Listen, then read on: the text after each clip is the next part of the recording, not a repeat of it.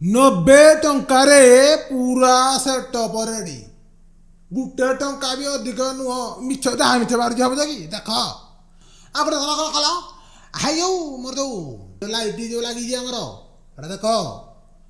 ହେଟା ଗୋଟେ ମୁଁ ବଟର ପେପର ତାପରେ ଗୋଟେ ବାଉଁଶ ତାପରେ ପୁଣି ଆଉ ଯୋଉ ଗୋଟେ ବାଲ୍ଟି ଦେ ତା ଭିତରେ ମାଟି ତୁପି ଦେଇକି ଷ୍ଟାଣ୍ଡ ଭଳିଆ କାମ କରିବ।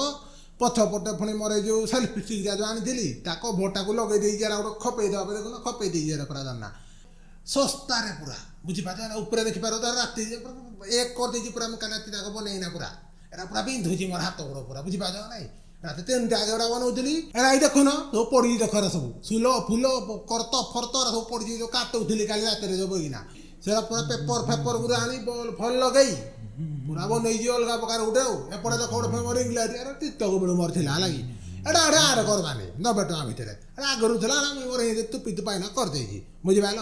ଆଇ ଯୋଉ ପଛପଟେ ମୋର ଗୋଟେ ଦେଖ ବୋର୍ଡ ଗୋଟେ ଲଗେଇଛି ଏଠିକି ବୋର୍ଡ ଘରେ ଥିଲା ଲାଗିଥିଲା ହେଇଟା ଆନା ଖପେଇ ଦେଇଛି ବୁଝିପାରୁଛ ନାଇଁ ତାପରେ ଖାଲି ଗୋଟେ ଯୋଉ ରେଡ୍ କଲର ଯୋଉ ଅଏଲ ପେପର ଗୋଟେ ମିଳେ ଏଟା 10-15 ଟଙ୍କାରେ ମିଳିଯାଏ ଖପେଇ ଦେଇଛି ପୁରା ବୁଝିପାରୁଛ ନା। ଗଛ ଗଛ ଧରା ଏଇରେ ପଡ଼ିଥାଏ ଘରେ ଆଇଥାଏ ଗୋଟେ କିଏ କହିବ ପଇସା ହେଲା କି ହଁ ନା ଭାଇ।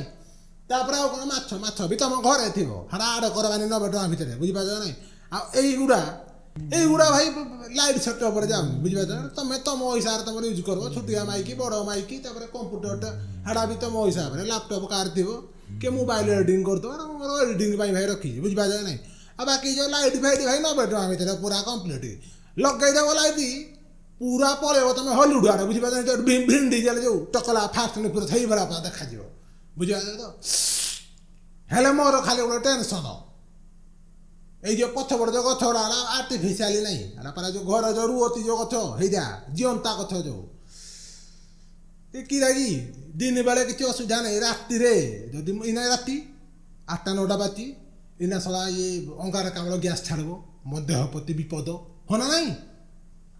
ଶୁଣୁ ତୁ ଗୋଟେ କାମ କରିବୁ ଦିନ ବେଳେ ତୁ ଯେତେ ନିଶ୍ୱାସ ପ୍ରଶ୍ୱାସ ନେ କିଛି ଅସୁବିଧା ନାହିଁ ନୋ ପ୍ରୋବ୍ଲେମ୍ କିନ୍ତୁ ସଲା ଏଇ ଯୋଉ ରାତିରେ 2-3 ଘଣ୍ଟା ପାଇଁ ତୋର ନିଶ୍ୱାସ ପ୍ରଶ୍ୱାସ ପୁରା ବନ୍ଦ କରିବୁ। ଆଉ ଯଦି ନ ବନ୍ଦ କଲୁ ତୋର ଯୋଉ ନିଶ୍ୱାସ ପ୍ରଶ୍ୱାସ ଯୋଉ ଯନ୍ତ୍ରଟା ସେଟାକୁ କାଟି ଦେଇନା ପୁରା ଫେକି ଯାବି ପୁରା ଆମେ ଧାନ ବୁଝିପାରୁଛ।